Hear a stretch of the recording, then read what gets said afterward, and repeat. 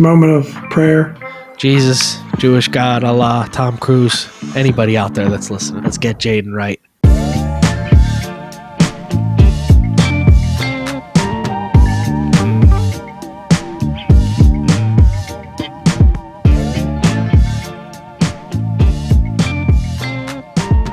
Pop, what's going on, man? Son, just another just routine now, right? Putting up 40 and bringing home a win, right?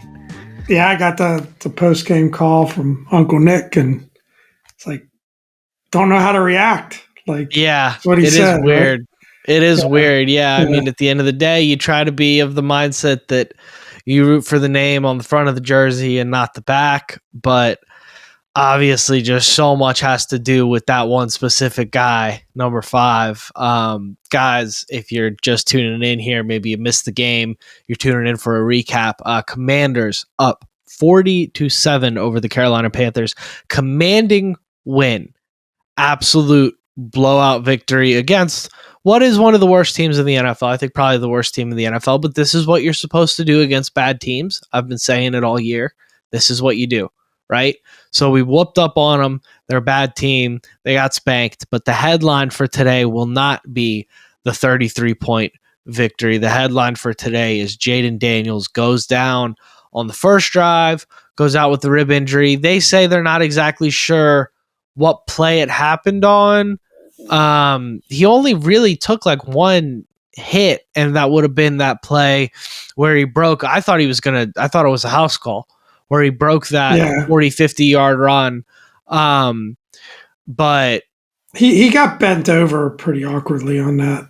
He kind of it looked like he was like stopping and trying to like fall on his butt rather than get hit, and then kind of got like crunched in like a weird, it looked like he was trying to give himself up, but didn't make that decision until it was too late. These are growing pains. These are things that are going to happen, especially with young, very mobile quarterbacks like Jayden. And it's tough because you don't want to take away that aspect of his game. But at the same time, you got to protect the young man. And I was a little critical about putting him in those situations against this particular team, especially when you see what the offense was able to do without him out there. You just didn't need to do that. But it's football. It happens. And it seems like, as of right now, it seems like we've at least avoided a major injury. We've at least avoided IR, 6 weeks, that kind of situation. Fingers crossed, more testing tomorrow. No update as of today. Maybe by the time you guys tune in tomorrow morning, there will be one, but I kind of highly doubt it. How much were you freaking out? I was sick. I was just completely upset. I was like, literally was like already like texting my boys. I was like, schedule a nice date for your girlfriend next Sunday. Like, don't, I'm going to watch this game for maybe 2 more series and then turn it off. Like, I was done. I was completely upset, and whatever, you can say what you want about that attitude wise. Drop a comment, let us know. Lord knows I'm always ready to bring a little bit of heat. Of course, Pop was a little more the voice of reason, but I will say that my beautiful wife walked in on me, and it was right after it happened. And she goes, "What's wrong?" And I didn't even realize that I was showing, the level of concern on my face, but she immediately knew something was wrong. And of course, I told her Jayden got hurt, but it does seem like, just from the fact that he walked out, he didn't really seem to be in any pain, seemed to be raising his arms and hugging it out with people. And you would think that if it was something super serious, he wouldn't be able to do that stuff. And it seems like with ribs, as long as it's not, they're not broken or anything, you could protect the ribs, and, we'll see. I mean, I think his well-being for later in the season and for the seasons to come are much more important than that game next week. And we can get into how good the team looked, despite the fact that he went out, after only scoring 3 points. So, that's amazing. But anything more to say on that? No, not particularly on the Jayden injury. I mean, like we said, we'll talk about it more in the Bears pregame next week. And I know there's this like really weird. I'll just go ahead and say it. You're not our rival, Chicago. We don't care about you. But they're very concerned with what's going on in Washington. There's a very weird thing going on Twitter with Chicago fans. I don't know. Very defensive. Get some sunlight, fellas. That's the best I could tell you when it comes to that. But I don't care if he plays next week. It's one game. I care that he's healthy in December and January because I think that's when we're going to need him. Yeah, I think I will say something like the back and forth on, Twitter's Twitter, and I know that you kind of tend to get the lowest 15%. IQ wise, yeah, for sure. of people at times. But I think the idea of Kalen Williams is a great player. Of course, we support our guy.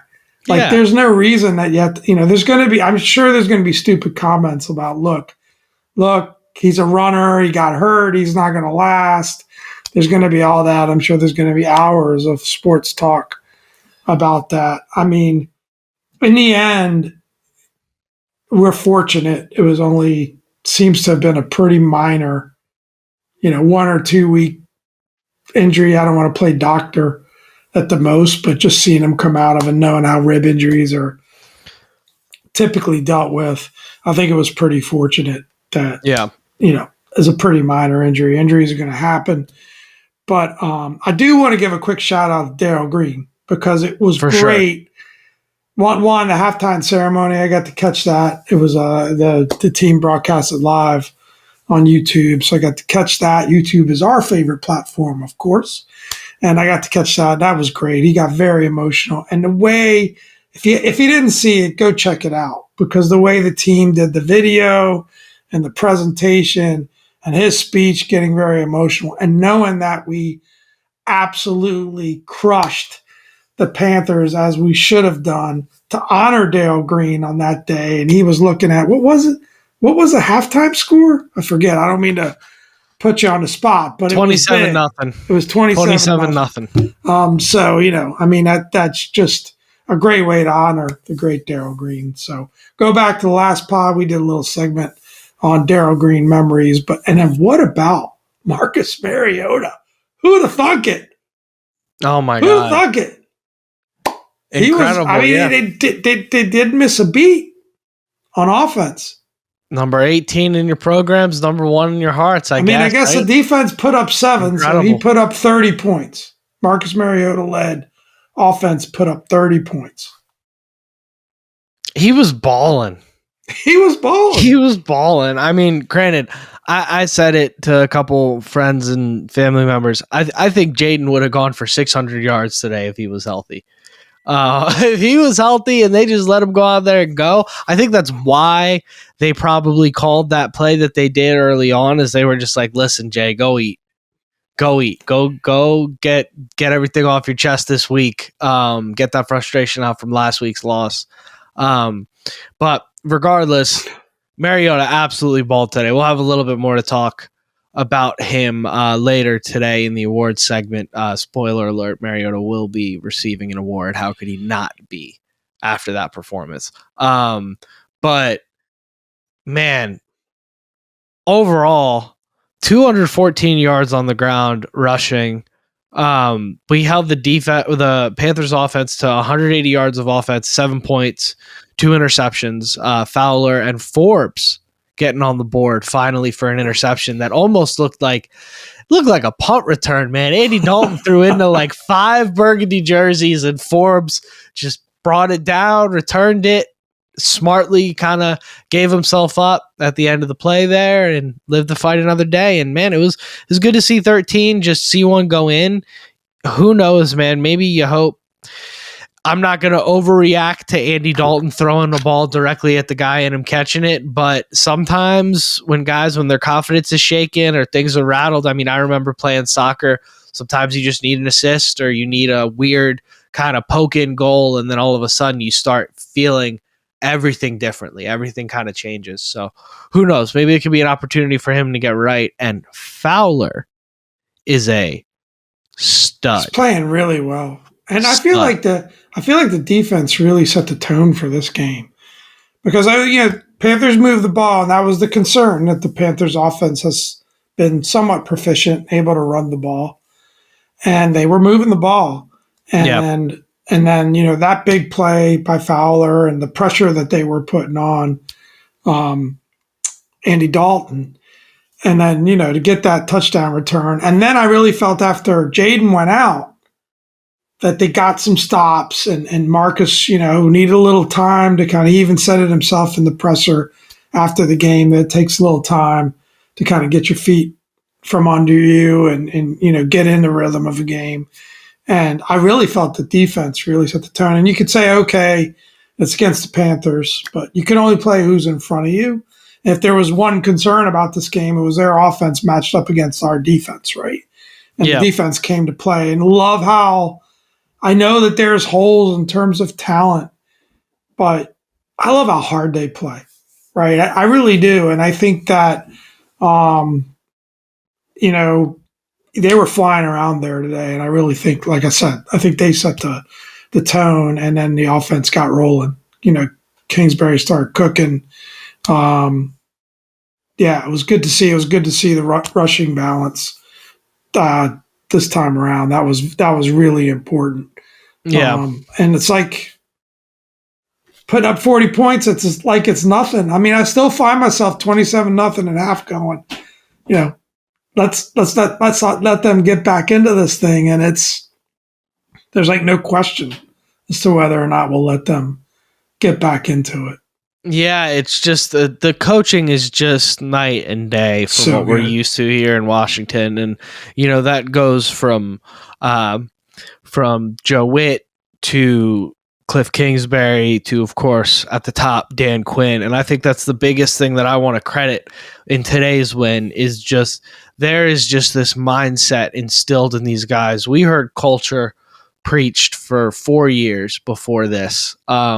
We heard a guy once get up at the podium and say that the culture was damn good.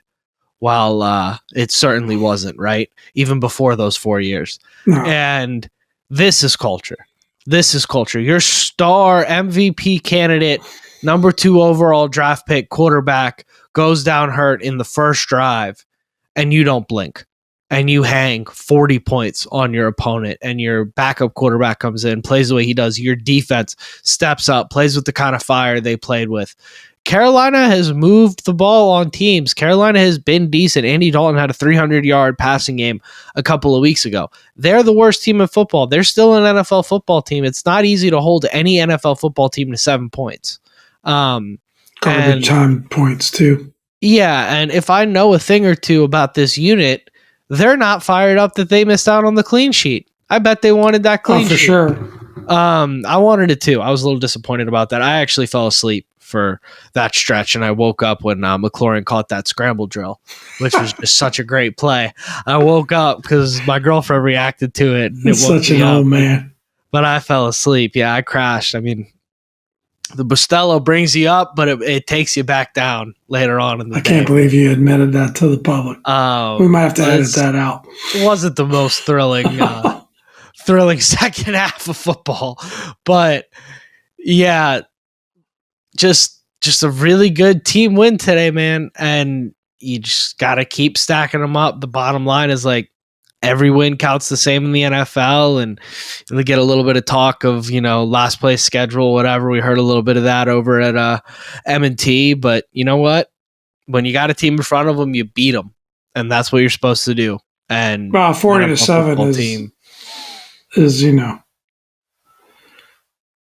I mean, how many teams? I don't know if 33 points is the most the Panthers have lost by this year, but I got to imagine it's up there. So, it took care of business. Couldn't agree with you more about the coaching staff. And I think it goes deeper than just the 3 guys you rattled off. I mean, the offensive line is playing unbelievable beyond what I ever could have imagined. It's like one of the best offensive lines in the league. And we would have said that they were bottom 5. Easy. when we were talking about before the season, and I think they were ranked like 31 going into the year, or something stupid like that.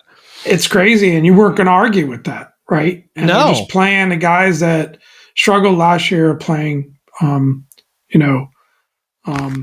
so well. So yeah, I mean, it's. I think it just goes beyond. I think it's the rest of the assistants that are. This coaching staff is just so deep. They're having them play really well, and yeah, it's a big matchup next week against Chicago. Hopefully, we get to see Jayden Daniels versus Caleb Williams. I have nothing to go by than watching him walk out of the locker room and maybe reading between the lines on some of the updates that we're getting. But I actually think he's okay, and I think he'll be ready to go next week. But I have no idea. So. I mean, oblique and rib stuff is it's all pain tolerance is just the bottom line. Yeah. And there's no right or wrong with that. Some guys can play through it in a couple weeks. Some guys take months. It just, it's pretty, some guys are back out there by the end of the game. It's just it's very fluky, and it's very kind of, like I said, it's just all pain tolerance. So you're not worried about a playoff game, or I wonder if we'd have, in a closer game, I wonder if we'd have, I don't think there was any chance they were going to put him on the feed no matter how close the game got today. Yeah. He was done today. But I wonder if later in the season, maybe he gotten back out there. But yeah, you wonder if it's against the number 18. I'm glad he got rid of that number 0. I think that's what turned everything around. You think? Marcus. I think the number changed. Yeah, maybe. You have to go back to the preseason pods, but I hated that number 0. It looks good on Sandestro. It looked terrible on Marcus Mariota. It looks damn good on Mikey, especially the way he's been playing these last few weeks. Mikey Sandestro is playing like a man on a mission. He's playing like the kind of guy that would get called pound for pound the best player in the draft by Nick Saban. But look, I'll we can get into the awards unless you can certainly add. You can certainly add your thoughts, right? But from my perspective, we haven't had a season like this. Now we're only 7 games in. We haven't had a season like this where we've got this many easy wins since 91, probably. And I'm not calling this the 91 team. Nope, just don't get it twisted. I'm not doing that. I'm not even saying they're the best team in the NFC because I don't think they are. But it's just amazing how this team is performing and how they're executing and where the levels of expectations are raised. I mean, I'll admit it. I kind of chalked this one up as a win. And I was thinking, because we had a little more time than usual before the game, I'm like, I can't see it being any less than 11. Yeah. At this point. And from my expectations.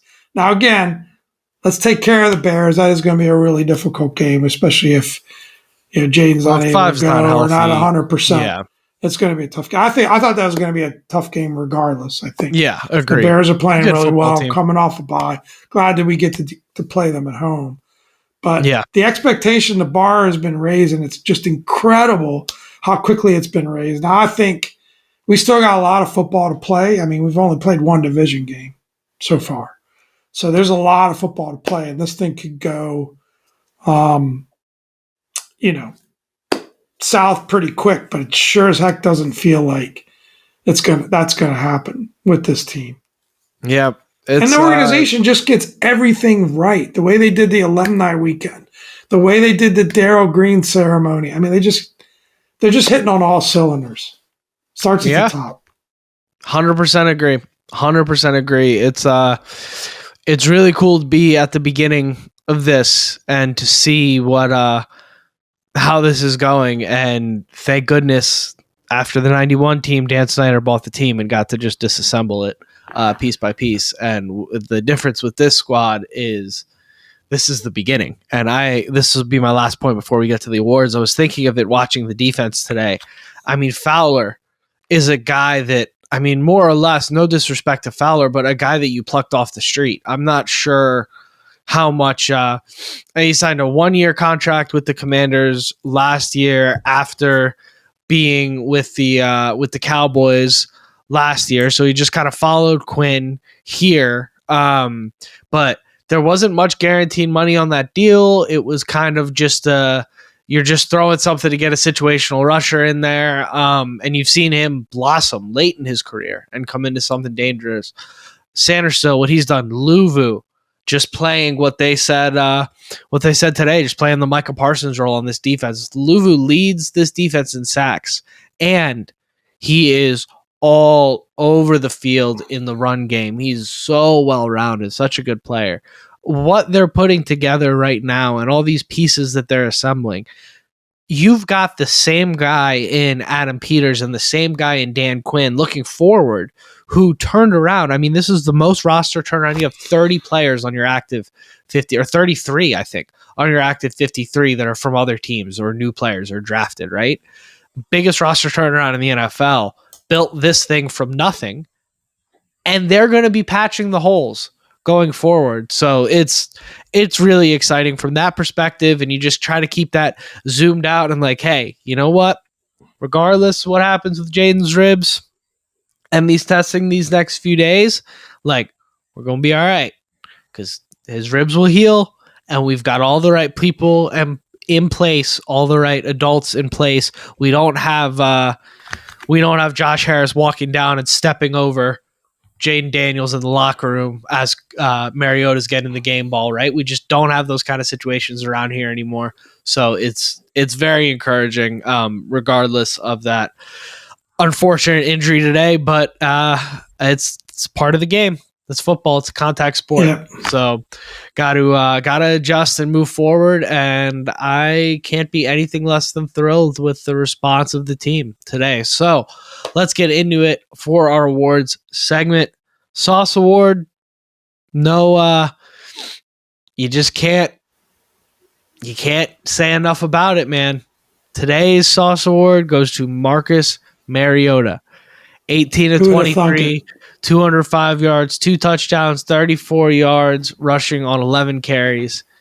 The offense just picked up exactly where it left off without Daniels. Now, I think they were definitely running more limited packages and kind of simplified things a bit for the backup situation, but that's not to take anything away from Marcus. That's just because you don't get as many reps as you get with 5, and there's aren't that many guys out there in the league that can play like 5 plays. But it's like when Chad Henne used to come in for Mahomes. If Mahomes got the wind knocked out of him, right? It's like Mariota plugged in. He did what he needed to do. This is exactly what you asked for a backup quarterback, because your starter's going to miss games. It's just the bottom line. Brady missed games, Manning missed games, Rodgers missed games. It's going to happen.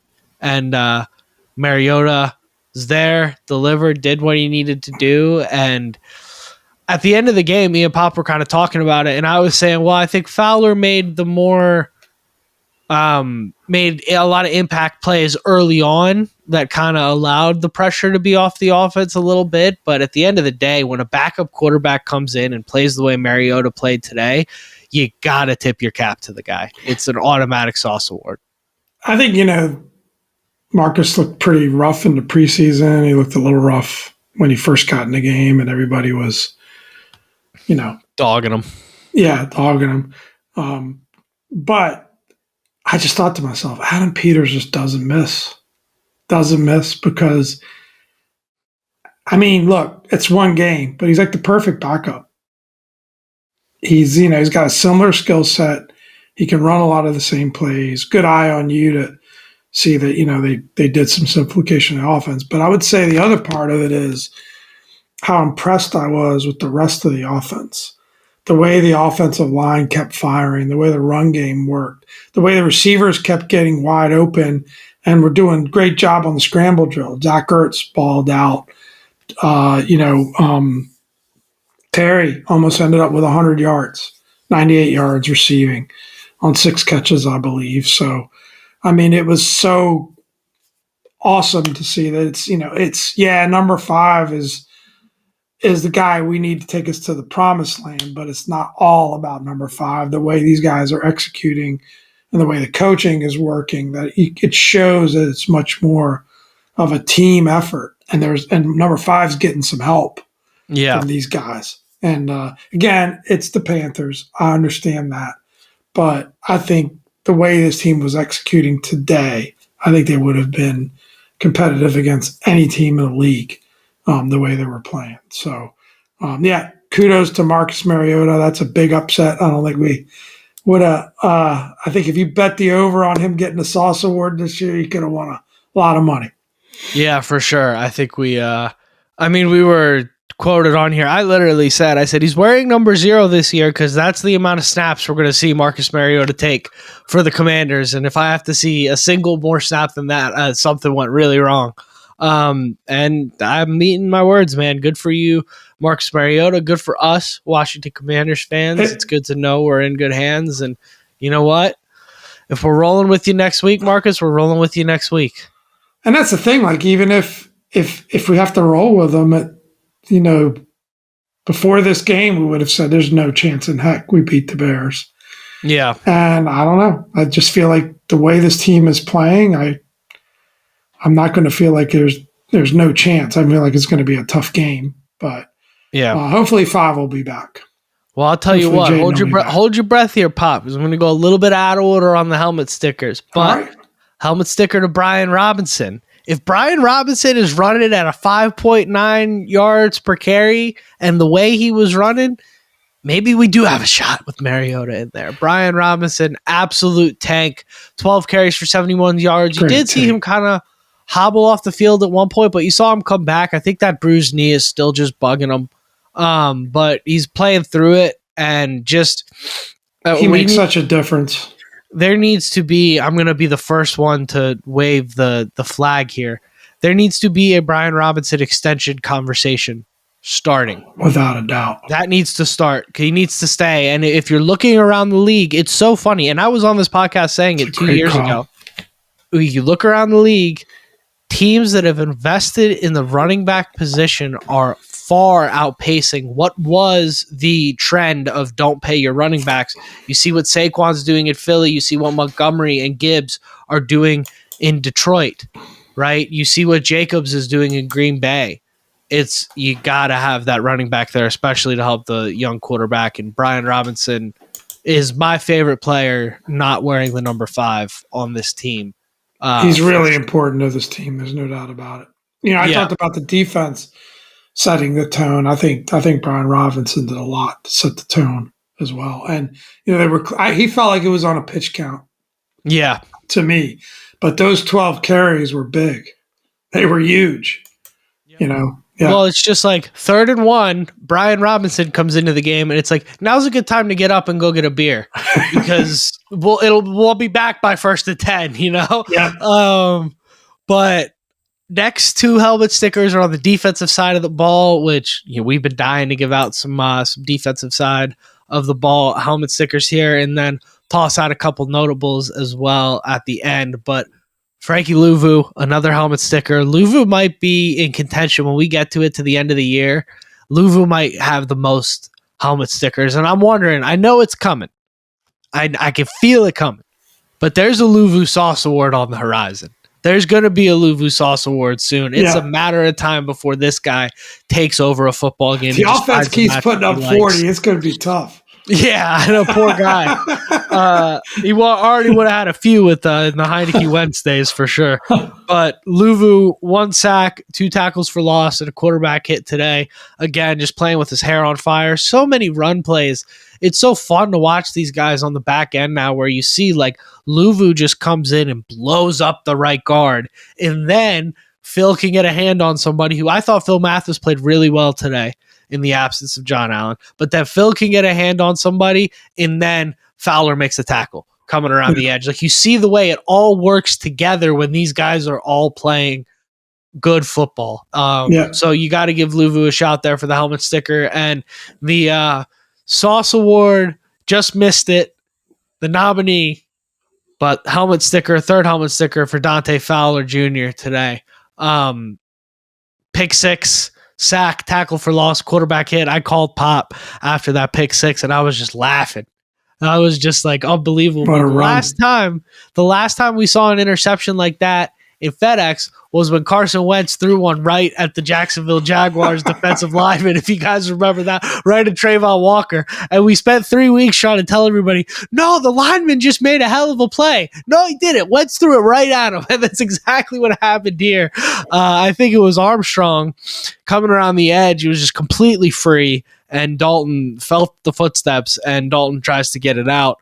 Dumps it off. 67-yard return. And how about the shakes on Andy Dalton? I mean, he put Andy Dalton in the blender. Not that Andy Dalton is a good open field tackler, but Andy Dalton he put him on his rear end, man. That was awesome. That was an awesome play. And like I turned the game on just like a few plays late because I was watching the end of the Detroit Minnesota game, and I see they're like already on our side of the field, and I'm like, what the hell happened here? What's going on with you? Turn the game on late, falling asleep? Fowler took care of it. We're going to have a post-show talk. Yeah, it was a trap game for me. I fell into the trap. My team is better than that, but the culture change is still catching up. So I got a trivia question for you. Now, the fact that you turned in late, fell asleep, I'm kind of betting you don't hit this one.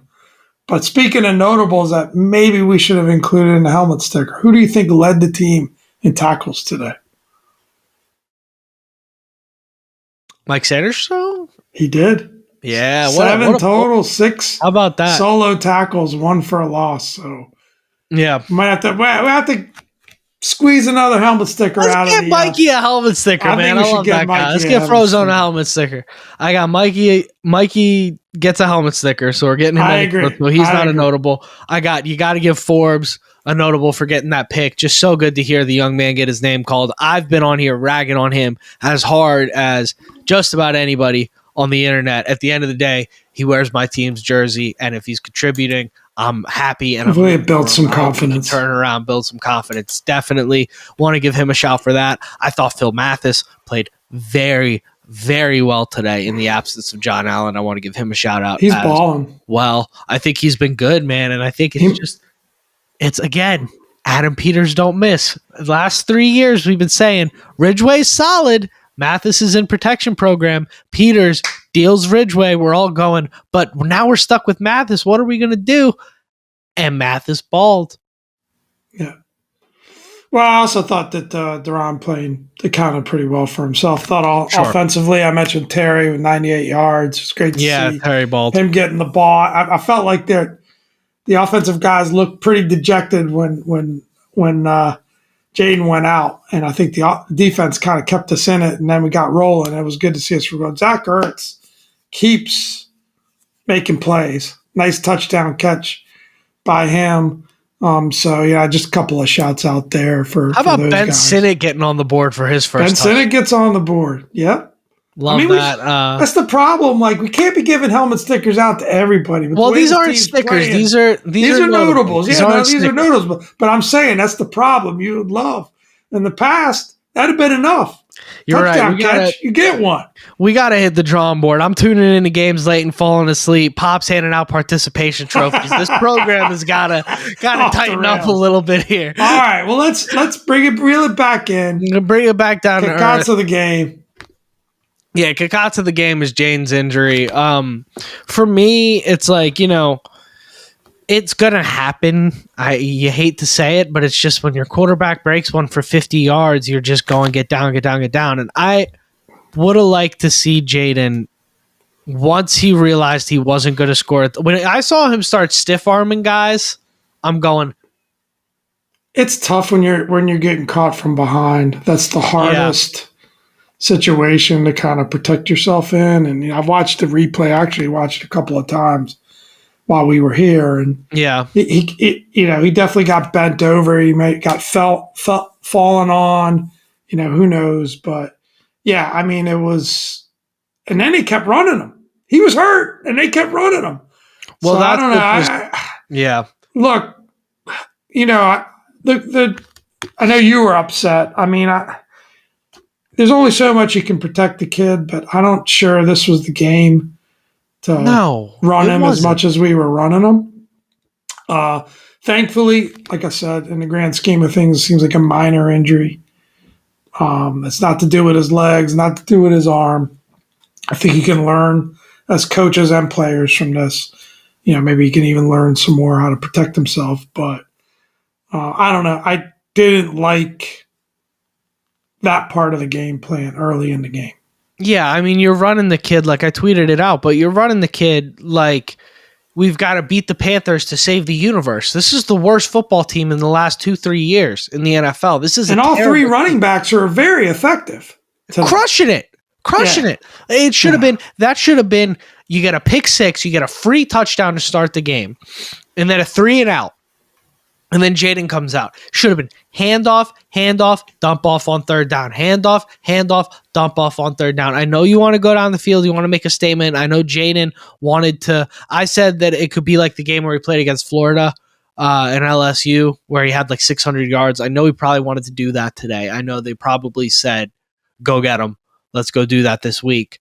Let's go make your MVP case, right?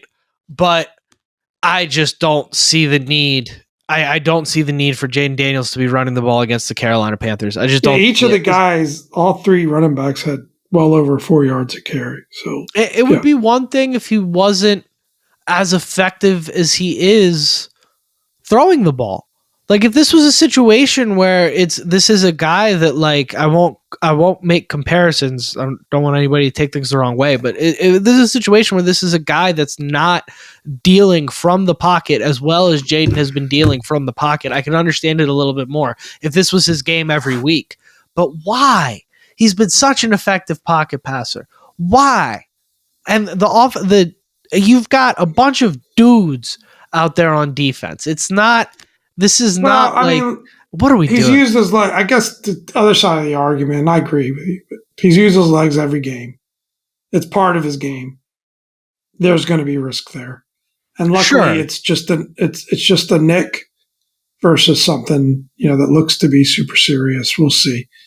But yeah. Like you said, opportunity to learn. Yeah. It's an opportunity for everybody to learn. I think just because you see on film that the Jayden Daniels 50-yard run is probably there, it doesn't mean you got to take it. And I think for Jayden, I would much rather see, instead of Jayden trying to cut that up the middle, he had a point where the safety dropped and Jayden tried to cut it up the middle to beat him on the inside. Instead of that, I would have much rather seen Jayden get out of bounds untouched for 35 yards rather than it seems like he was for 50. It seems like he was caught between two minds. Yeah, I didn't really feel like he turned the Jets on completely. So I think he was sort of like thinking, do I get down? Should I try to take this to the house? But you're right. He's kind of that smooth runner anyway. Anyway, 40-7, great win. Wins a win. Looks like he escaped major injury. So, but yeah. What did Bill Belichick always say? You win now, you get good later. Quarterback goes out, you get the win, still a win. He'll get healthy, and we'll make it work. We'll get through it. But we're going to do a quick around the NFL segment, just real quick today. We'll talk probably a little bit more about it if in our vibe check next weekend. But Eagles over the Giants, 28-3. Daniel Jones ended up getting benched. Giants are just in complete implode mode. And the Eagles, Saquon went for 173 today. I think the Eagles are a problem. All this talk of the Eagles imploding, and they're still winning games. They're going to figure it out. This is a top 5 most talented roster in football. I agree with you. I think they're a problem as well. Speaking of 2 of the other top 5 most talented rosters in football, the Vikings lose to the Lions. Their first loss. Heck of a football game. It was out of market for me. I didn't get to watch it. But Lions won that one 31-29. I was watching Packers-Texans, which was also heck of a football game. Packers won there. Didn't get the spread on the bottom bets. We'll talk about that next week, unfortunately, which sucks because otherwise I'd be undefeated right now. But 4-1 so far, so that's not too bad on the bottom bets. That's the midweek pod. But that's for the midweek pod. And the Chiefs just make easy work of the 49ers today, remain the only undefeated team in the NFL. I was texting with our Ravens insider. It's just like the Chiefs aren't even playing well right now.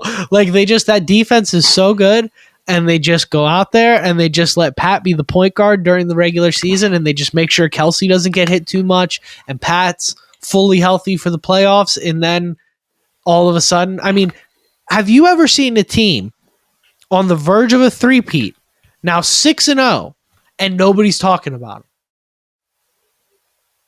It's incredible. Yeah. It's You're incredible. underappreciated a bit.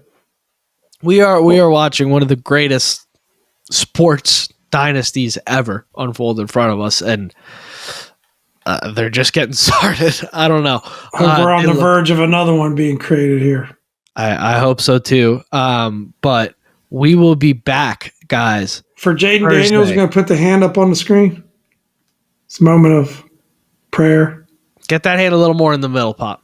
And we cropped out over there. There you go. Get well soon, Jayden. Jayden Daniels. Well soon.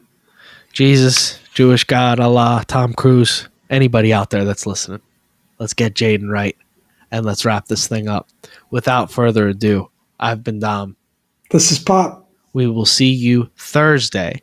Thank you for another great week, everybody, and hail to the Commanders. Hail.